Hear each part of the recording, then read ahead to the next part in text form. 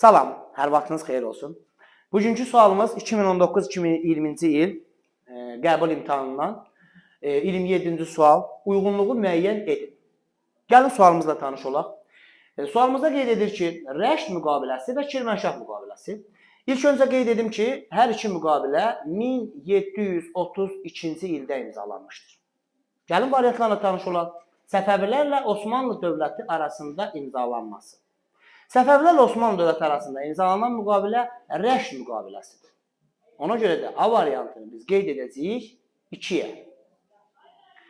B-də Osmanlıların Kürd çayından cənubdakı Xəzəryanı vilayətlərə buraxılmamasının razılaşdırılması.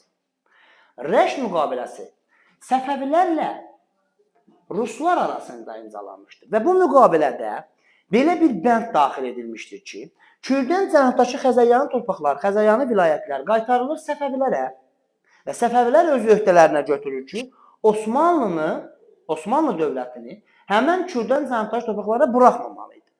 Ona görə də B variantı da götürülür 1-ə, yəni rəşd müqaviləsinə. C variantından tanış olaq.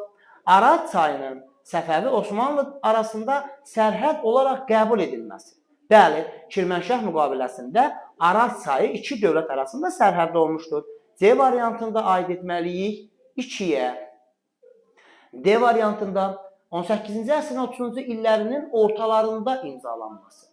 Mən bayaq qeyd elədim ki, rəşd müqaviləsi və eyni zamanda Kirmənşah müqaviləsi 1732-ci ildə imzalanır. Bizdən soruşur D variantında 18-ci əsrin 30-cu illərinin ortaları.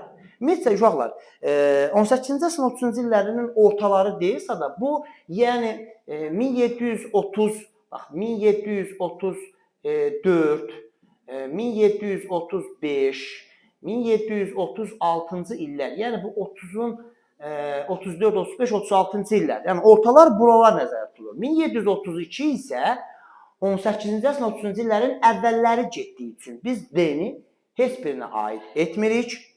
E variantında qeyd edir ki, Azərbaycan ipəyinin Avropaya satmaq hüququnun Rusiya inhisarına verilməsi. Kirmənşah ümumiyyətlə Səfəvi Osmanlı arasında imzalanıb. Bunu aid edə bilmərik. Rəşd müqaviləsinə diqqət yetirək.